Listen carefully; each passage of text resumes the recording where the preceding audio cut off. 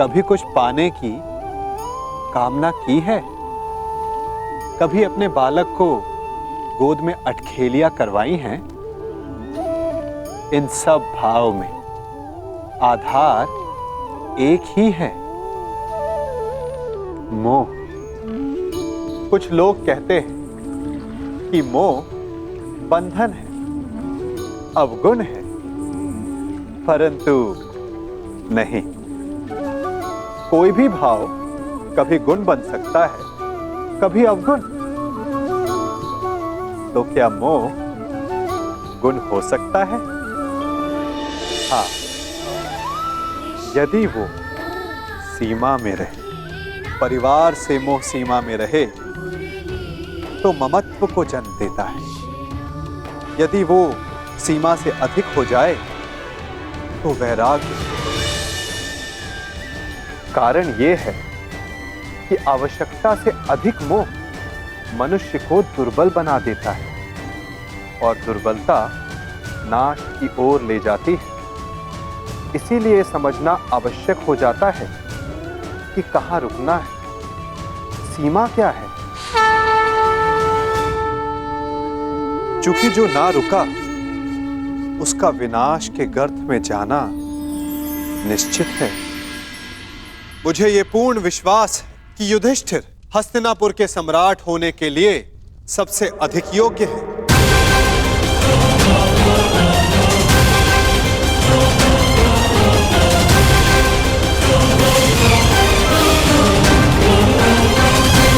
क्षमा चाहता हूं वासुदेव, क्षमा चाहता हूं, परंतु आपके ये दिव्य वचन, आपके ये महान दार्शनिक प्रवचन महामहिम को समझा सकते हैं, महाराज का मन भी परिवर्तित कर सकते हैं, परंतु प्रजा और समाज वासुदेव, उनके सामने युधिष्ठिर के इस पाप को पुण्य कैसे सिद्ध करेंगे? यदि युधिष्ठिर को सम्राट बना दिया गया तो कल को यही उदाहरण देगा। एक ही स्त्री के साथ कई पुरुष विवाह करेंगे वासुदेव। अनाचार, घोर घोर अत्याचार नहीं होगा वासुदेव। हाँ मामाश्री, आपने उचित कहा है। हम ऐसे व्यक्ति को ना युवराज स्वीकार कर सकते हैं और ना ही सम्राट। युवराज पद चाहिए तो युद्ध करके ही लेना होगा, अन्यथा नहीं। अद्भुत! आप तो शीघ्र ही अंतिम निर्णय पर पहुंच गए युवराज दुर्योधन।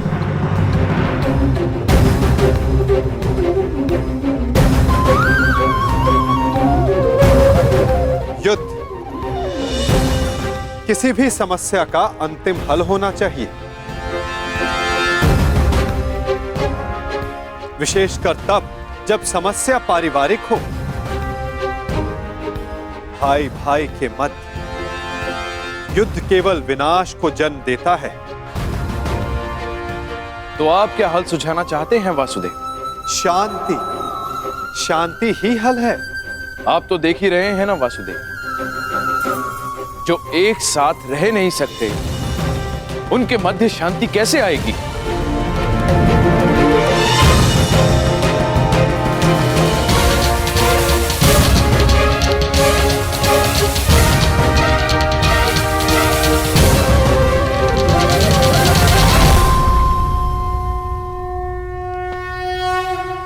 विभाजन से, विभाजन से, विभाजन से, विभाजन से।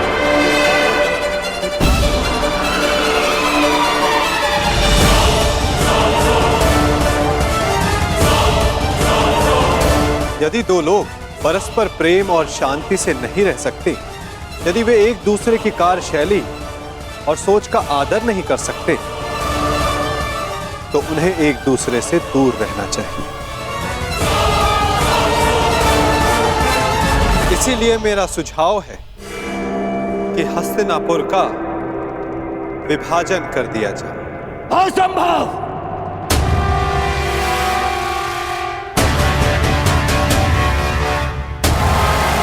कोई विभाजन नहीं होगा। हस्तिनापुर के सम्राट मेरे पिता हैं। उनके पश्चात सब कुछ मेरा है, और जो मेरा है वो मैं कदापि पटने नहीं दूंगा। हस्तिनापुर के लिए तुम्हारा ममत्व प्रशंसनीय है कुमार, परंतु सारे निर्णय ममत्व और क्रोध जैसी भावनाओं पर नहीं लिए जा सकते। ये भावना का नहीं, आत्मसम्मान का प्रश्न है वासुदेव। और माना कि आप हस्तिनापुर के निकट संबंधी हैं, परंतु इतने निकट संबंधी भी नहीं कि हस्तिनापुर को बांटने का निर्णय ले सके ना। मैं तो केवल सुझाव दे रहा हूं गांधार नरेश। अंतिम निर्णय तो गंगा पुत्र और महाराज धृतराष्ट्र को लेना है। क्षमा करें वासुदेव, मैं ये सुझाव अस्वीकार करता हूं।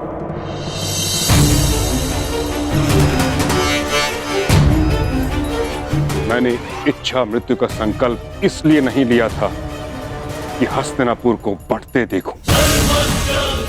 महाराज धृतराष्ट्र और महाराज पांडु के सभी पुत्र कुरुकुल की संतान हैं।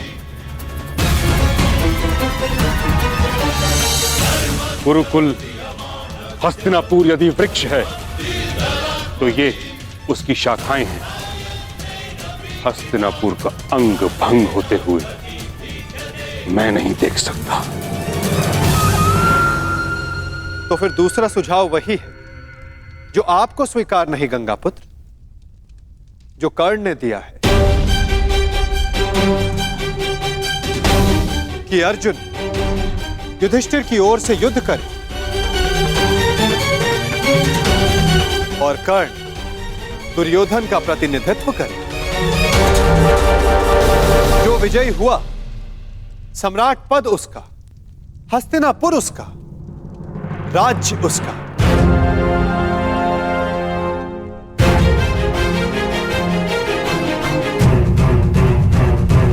परंतु वृक्ष की एक शाखा तो फिर भी कटेगी ही। परंतु मैं ताचरी ने ठीक कहा, हस्तिनापुर का विभाजन स्वीकारा नहीं जा सकता।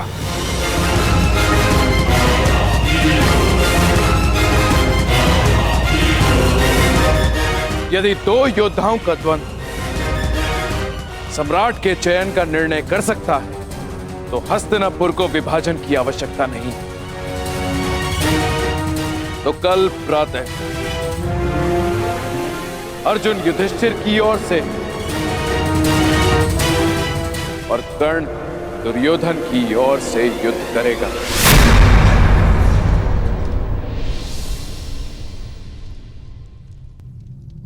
और निर्णय होगा कौन हस्तिनापुर का सम्राट बनेगा।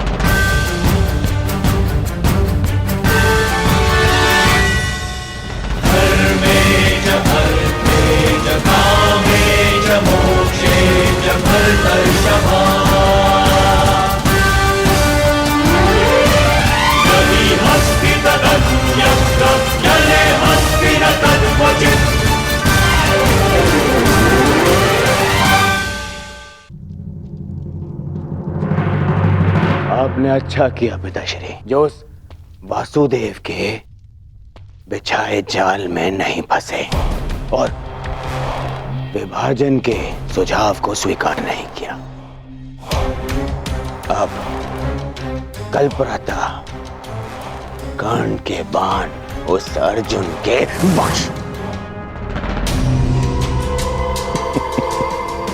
बख्श को ही नहीं, उन पांडवों के स्वप्न को भी छन्नी छन्नी कर देंगे।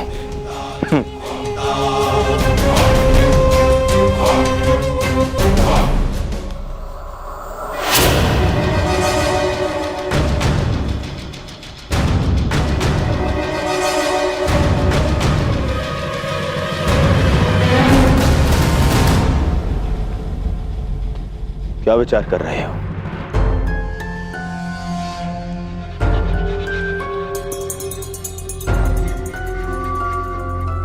मित्र, मैं विचार कर रहा हूं कि वासुदेव का सुझाव उचित है। देखो मित्र, यदि विभाजन होने के पश्चात सदा के लिए पांडवों से मुक्ति मिलती है तो विभाजन में कोई बुराई नहीं। बस कर्ण, बस, अब और नहीं। आज जिस प्रकार तुमने मेरे राज्याभिषेक का विरोध किया, उसे भूला नहीं हूं मैं।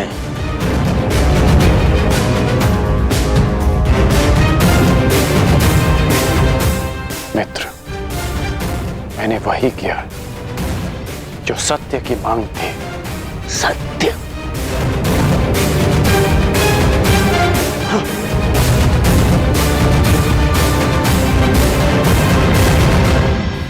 मैं तुम्हें सम्राट बनते देखना चाहता हूं मित्र, परंतु अनीति से नहीं। महाराज, आप ही बताइए, क्या विभाजन अनुचित है? कर्ण यथार्थ कह रहा है पुत्र। पांडवों को आधा राज्य देकर तुम्हारे सम्राट बनने का मार्ग कंटक विहीन हो जाएगा। अद्भुत महाराज, अद्भुत। उस छलिए वासुदेव के कुचक्र के चक्र में आप भी फंस गए। मैंने कहा था ना, मेरे होने वाले सम्राट महाराज के साथ साथ महायोद्धा कर्ण भी राजनीति के खेल में कच्चे खिलाड़ी हैं। आपका तात्पर्य क्या है गांधार राज? मेरा नहीं, अंगराज, कृष्ण का तात्पर्य समझो। वो दुर्योधन के मार्ग से कांटे हटा नहीं रहा ना, बल्कि कांटे बिछा रहा है। कृष्ण यदि विभाजन का प्रस्ताव लेकर आया है तो इसके पीछे अवश्य कोई गहरा भेद, कोई बड़ी योजना होगी उसके मन में। विभाजन की मांग तो आपने कर दी वासुदेव, परंतु क्या यह श्रेयस्कर होगा? हाँ पार्थ, मनुष्य के लिए यह श्रेयस्कर है कि वो अपने जीवन से नकारात्मक भावों और वस्तुओं को दूर कर दे। चूंकि नकारात्मक, चाहे मित्र हो या भाई, वो जीवन के लिए शुभ नहीं होते।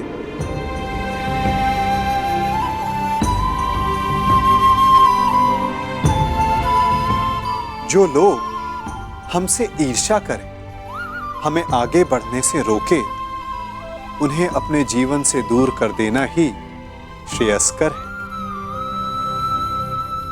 क्योंकि उनके साथ रहने से हमें वो नहीं मिलता जो हमारे जीवन के लिए सबसे महत्वपूर्ण है, अपितु कुछ मिलता है तो केवल तनाव। योद्धा और धनुष दोनों के लिए तनाव श्रेष्ठ है ना वासुदेव? तनाव रहित योद्धा विजय प्राप्त नहीं कर सकता, और तनाव रहित प्रत्यंचा बाण संधान नहीं कर सकती।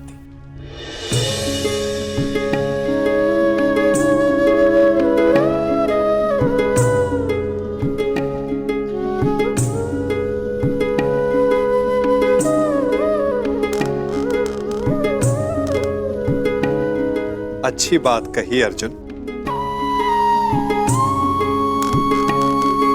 परंतु यदि तनाव सीमा से अधिक बढ़ जाए तो योद्धा टूट सकता है और प्रत्यंचा भी।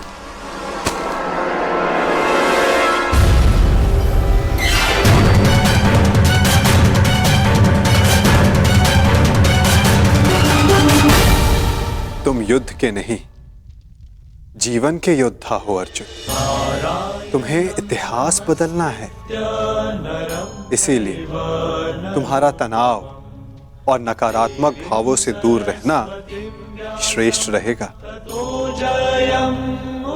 संघर्ष तभी करना चाहिए जब उसकी आवश्यकता हो। यदि हर पक्ष पर संघर्ष करते रहोगे तो लक्ष्य तक कैसे पहुंचोगे? इसीलिए जैसा मैं कहता हूं वैसा ही करो पार्थ। और मेरा मानना है कि कृष्ण का सुझाव हमारे हित में नहीं, ना, शत्रु के बीज का समूल नाश आवश्यक है। समूल। कृष्ण की छाव में वो पांडव वट वृक्ष के बीज सिद्ध होंगे जिन्हें रोपने के लिए तनिक भी स्थान दिया गया तो वो जड़ें जमा कर बैठ जाएंगे। और विभाजन का अर्थ हमारे लिए शांति नहीं, अशांति होगी। और ये एक अवसर होगा पांडवों के लिए जो हमें नहीं देना है। कैसा अवसर शकुनी? आप भूल रहे हैं महाराज, द्वारकाधीश कृष्ण उनके साथ हैं। महाबली पांचाल राज द्रुपद अब उनके ससुर हैं।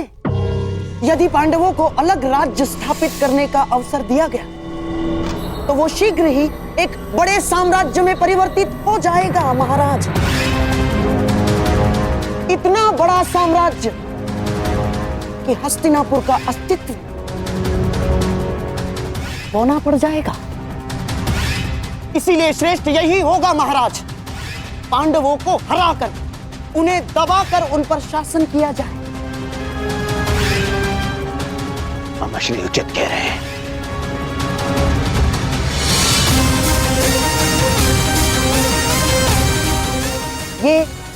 ये संभव है महाराज। यदि अंगराज कर्ण अर्जुन के बाणों से डर ना गए हों।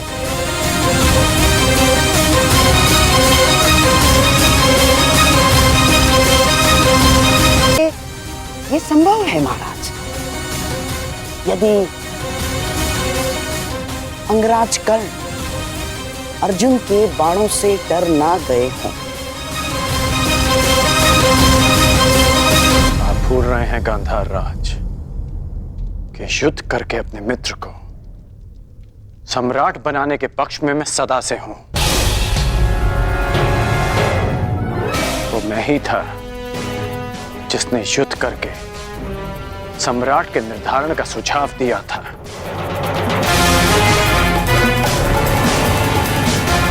और वो मैं ही हूं जो अर्जुन से युद्ध की वर्षों से प्रतीक्षा कर रहा है।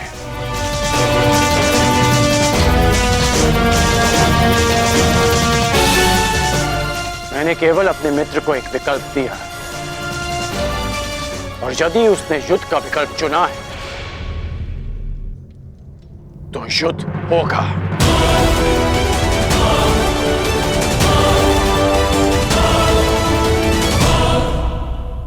कल सिद्ध हो जाएगा कि युद्ध में विजयी होने के लिए आपका क्षत्रिय होना आवश्यक नहीं होता।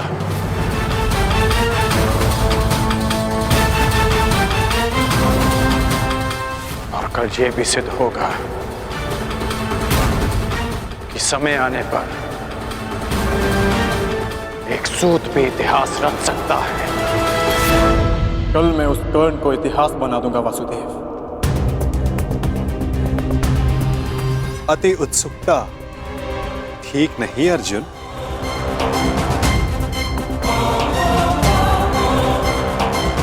मत भूलो कि तुम्हें चुनौती किसने दी है।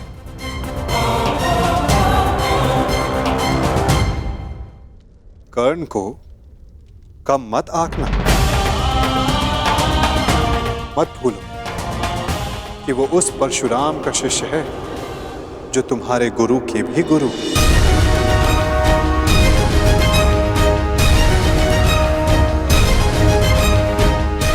आप किसके पक्ष में हैं वासुदेव? मैं तो सदा धर्म के पक्ष में हूं पार्थ, सत्य के पक्ष में हूं। फिर चाहे सत्य छिपा हुआ क्यों ना हो।